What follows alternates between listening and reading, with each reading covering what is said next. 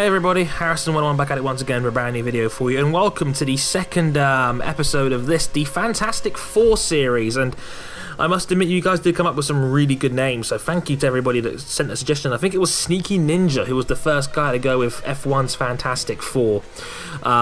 Great little name there, nice little play on the old comic book characters there, so thanks a ton for that suggestion, much appreciated. A lot of people have also asked me about doing a Jensen Button episode, and I might do after I do the original four. I mean, I could keep this going and doing individual driver breakdowns if you guys, pardon me, really do enjoy it. So it's up to you. I'm open to the idea if you guys like this idea and you want me to keep doing it. I don't mind, it's up to you. But in this episode we're focusing on the Iceman, Kimi Raikkonen, the grizzled veteran of the Formula 1 paddock, actually the second oldest guy now in the field, I believe, behind Jensen. I think he's 35 this year. But yeah, I'm really looking forward to breaking this one down, because it's kind of a weird situation, because I've done a lot of in-depth commentaries before on a lot of drivers like Vettel, Alonso, Hamilton most recently, even guys like Maldonado and Hulkenberg, but I've never really spoken in depth about Kimi Raikkonen before until now. So I'm kind of I'm itching to get into this one. It's a very intriguing one. The guy's had a very colourful and interesting career so far. So let's get into it. Kimi Raikkonen, 34 years old. The key stats: 194 races in his career to date. He'll be hitting the 200 club again this season if all goes to plan. Of course, he is the 2007 Formula 1 World Champion. Obviously won that one on the final race in Brazil. 20 career wins, one of only 15 drivers in Formula 1 history to have at least 20 career wins, alongside his fellow Finn, and the last Finn to win the World Championship, Mika Hakkinen, back in 1999. 77 times he's been on the podium, as well as, get this, 39 times he's had the fastest lap in a Grand Prix. That makes him third all-time on the list of most fastest laps in Grand Prix, and he's only two behind Alan Prost in second, who had 41, and Michael Schumacher, who's top of the pile with 77. 16 career pole positions and 969 career points. So I was surprised his overall points count was so low. Maybe missing 2 seasons in the 25-point scoring era kind of hurt him, compared to a guy like Fernando Alonso, for example, that has been around every year since the inception of the new point system. I guess that kind of comes in handy.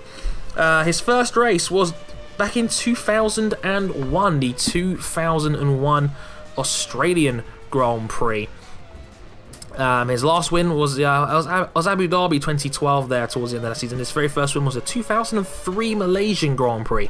What is it with elite drivers winning in Malaysia? that's quite a funny one. Yeah, I remember Raikkonen when he debuted in 2001. He was part of that, again, really talented class which we've seen before. Where him, Fernando Alonso, and Juan Pablo Montoya all debuted at the same time. It's quite a strange thing. I never thought I would have seen that before, where a guy has been like that. But it's awesome. Just an awesome how we had that kind of talent and all entering the sport at the same time. We had I think Felipe Massa and Jensen Button have both joined a year earlier as well. So a lot of the top guys we see now in Formula 1 that have since moved on or whatever have come from that 2000, 2001, 2002 kind of bracket. And I remember that he was touted as a big deal. I remember even as when I was in 2001, I was like 9-10 years old. I was 9 years old, and I remember even then the media was swooning about Kimi Raikkonen and how big a talent he could be, how he could get a top level seat really quick, and he could be the one to break Schumacher. And I was like, huh, really? But Schumacher keeps winning, and yeah, this was just in the moment when Schumacher just kept winning and winning and winning.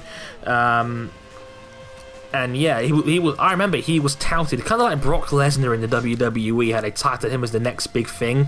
That was the deal with Kimi Raikkonen. He was touted as this huge prospect and a game-changing driver for the sport. And he nearly did very early on. I mean, people don't realise this with Kimi Raikkonen. Yeah, he's only won the one World Championship, but he's also been a 2-time runner-up, 2003 and 2005. as well as finishing in third place on 2 occasions as well, 2008 and 2012. So 5 times Kimi Raikkonen has finished in the top 3 of a Drivers' Championship. Compare that to Lewis Hamilton, who's only done that once, and that was his World Championship year in 08.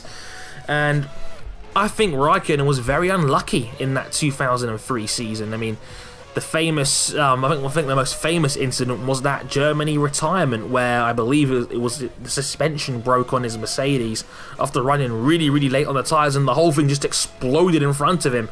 And if he had finished that race, he would have been the world champion that year. But you know, we could always break down the whole apples and oranges, you know, debate, and you know, what if this happened and what if that happened. But I think Raikkonen was very unlucky to have not won that championship, given that Ferrari were not in their strongest in 2003, and I think the whole field was a lot closer back then, I would say. So that was kind of unfortunate for old Kimi there on that one, especially because it was a home Grand Prix on top of that. That was the Nürburgring, I'm pretty sure. So that was just double unfortunate there. It's one of those things. Well, actually, no, he actually retired on lap 1, I think, didn't he? Or was that lap 25? I think it was. Did I get the wrong year there? May have done. Doesn't matter. Somebody will correct me in the comments anyway, like you guys always do. But yeah, I remember that one. Raikkonen was very close in 03, and I think when the Schumacher phase was starting to air out. That phase in 2005 when Alonso was starting to come up to the forefront, I think Raikkonen had established himself as the clear, you know, new number 2 guy in Formula 1 behind Alonso. Like I said, he was a runner-up in 05. He had won 1, 2, 3, 4, 5, 6, 7 races that year. But Alonso was just so insane in the middle of that season as well that it's just sometimes he was just really unlucky. Often he's a bit like Danny Pedrosa in a sense of sometimes there's one little person that can be that little bit better, and Alonso was like that in 2005, you know, coming through as well. And then he went to Ferrari. He joined Ferrari in 2007 to replace Schumacher. I think they were going to get rid of Rubens originally and have a Schumacher-Raikkonen dream team, and Schumacher didn't want any of that. He just announced his retirement, got out of the way, and let Raikkonen take over. And it worked out beautifully for him. First year in the books, and Raikkonen won his World Championship in 2007. That was awesome. I remember he really took that championship by the scruff of the neck. He retired in the 2007 European Grand Prix and then was on the podium for all 7 of the last races, including winning 3 of the last 4. Belgium, which he's a specialist at, China and Brazil. I think he's won at Belgium 5 times in his career. 2009, I'm just going to his stats pages here. 2007 he won there. 2005 and 2004. So 4 times he's won at Belgium. That's definitely his favourite track, and I think is one of his best tracks as well. He's performing around. Hence why you might have noticed the video coverage is around Spa as well. It's one of my favourite tracks to drive around as well. I hope you enjoyed the gameplay as well, because I have a good fight with Hamilton and Massa there in 3rd, 4th, and 5th. It was good fun. But yeah, it's kind of strange how his attitude kind of deteriorated among that kind of time scale as well. I mean, 08 didn't have the best of years. I mean, he was clearly the 3rd cog in the wheel as Felipe Massa really took the bull by the horns in 2008 and had that crazy fight with Hamilton that went down to the wire. And you know, Raikkonen was the guy making way for Felipe when it was the other way around the previous year. In 2009, he was solid in the middle, but then, you know, the last 4 races, I mean, 10th in Singapore and then a 4th, a 6th, and a 12th, and Luca de Montezemolo bought him out of his contract. He did not want him there anymore. They wanted to bring in Fernando Alonso, and that's what they wanted to do. They basically paid Raikkonen to leave the team. They paid him out of the rest of his contract. They got rid of him, and in came Fernando Alonso, and you know, that started a story of 2nd places for old Nando. But we talked about that in the last video. And then, you know, Raikkonen just took 2 years out, as you do. You know, the guy had clearly already made his money. Raikkonen has always been a keen rally enthusiast, like a lot of Finnish drivers have been. You know, did a bit of rallying, did a bit of snowmobiling here and again. You know, just generally did things. You know, just you know, chilled out for a little bit, did some other sport, and you know, all of a sudden, out of nowhere, 2012 rolls around, and you know, I catch a Sky Sports news report, and it's like, oh, Raikkonen's coming back, and it's like, what? The Iceman is back. Kimi Raikkonen back with the Lotus team for 2012, and he was talking about how Lotus had made him find his love for Formula 1 again, and I don't know how Eric Billier does it, but he really does get the best out of his talent, I'll say that much. Despite, you know, slapping a rather meaty contract on him towards the end of that season. Raikkonen was back, and, you know, Raikkonen had showed that in 2012 that he is clearly, you know, had lost none of the speed that he had in the past. I mean, Lotus was still a team in 2012 that was recovering from the effects of Crashgate in 08, where the team's reputation and sponsors levels were tarnished and in trouble. And, you know, it was a gamble from Lotus. They spent a lot of money to get Raikkonen in. It was a hefty contract. It was something in the region of 15 million a year.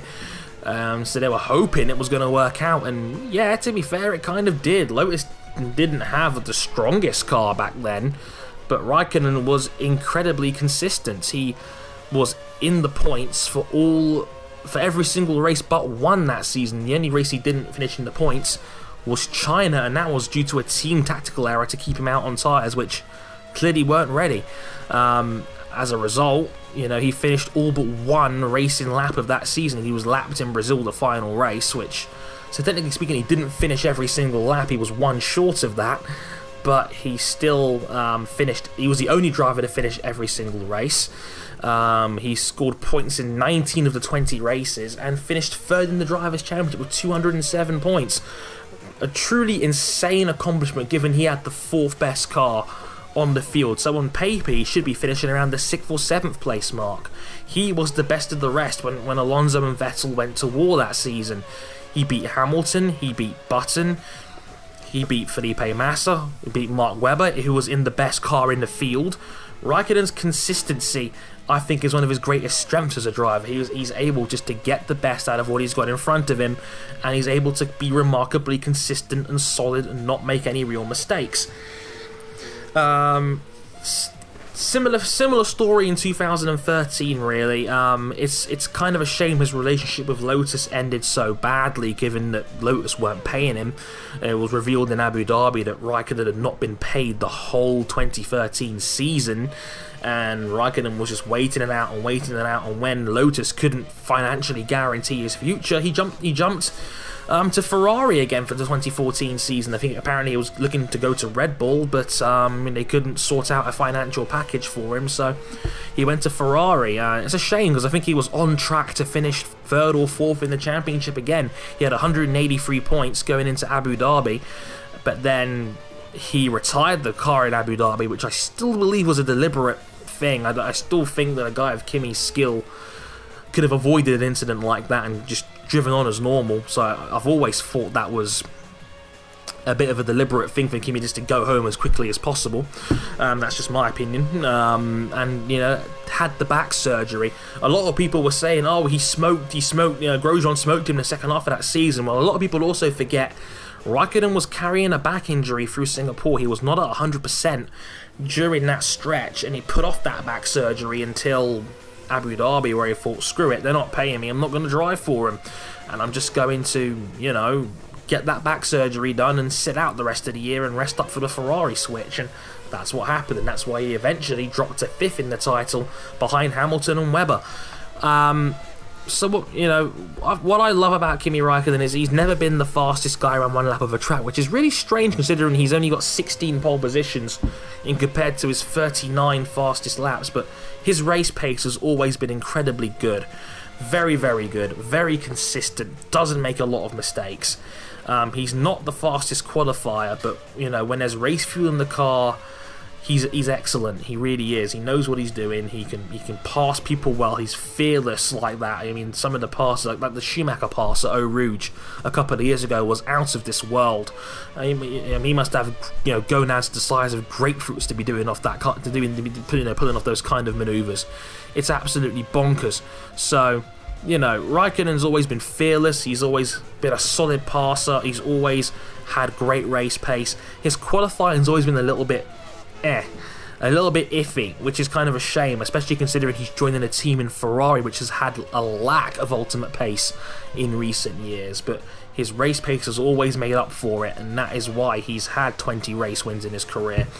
And that is why he has been so good. And I think the comeback of the last 2 years of Lotus is a testament to just how great he has been in his career, and just how good he really is. Again, it's kind of a shame that he had the 2 years out, because I think he could have had another championship or two and have been another strong guy to fight with Vettel if he was in a decent car at least. You know, at least a solid package like a Ferrari, or, you know, a Red Bull, or even a Brawn maybe. Maybe they would have gone for Raikkonen if he was out there rather than Rubens, who knows. But Raikkonen, I think, is a top tier driver. He's most definitely in the Elite Four. He's the guy that I think his achievements statistically don't tell the whole story. Same the opposite way with Sebastian Vettel, who I'll be doing next in this series. I'm saving Hamilton till last. Don't ask me why.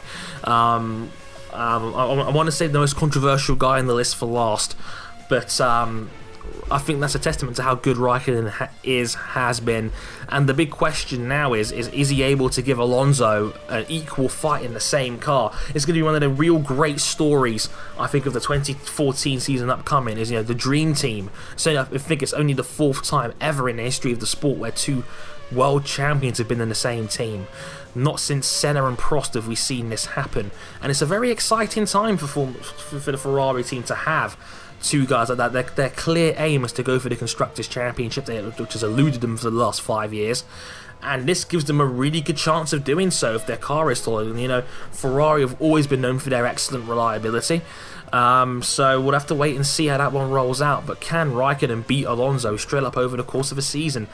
That's what's going to be so interesting, considering Ferrari has been Alonso's team for going on 4 seasons now, and Alonso is generally regarded as the pound-for-pound king. So can Raikkonen give him a fair fight? That's going to be very intriguing to find out. But that's my look at Kimi Raikkonen. I hope you guys enjoyed the video. Leave a like if you enjoyed it, and let me know what you think of Kimi. Do you like him? Are you a fan of his ability? Where do you have him on the pound-for-pound list? I'd love to hear what you guys have to say as always, and I hope you enjoyed the video. Thanks very much for watching, and I'll catch you guys next time. Sayonara.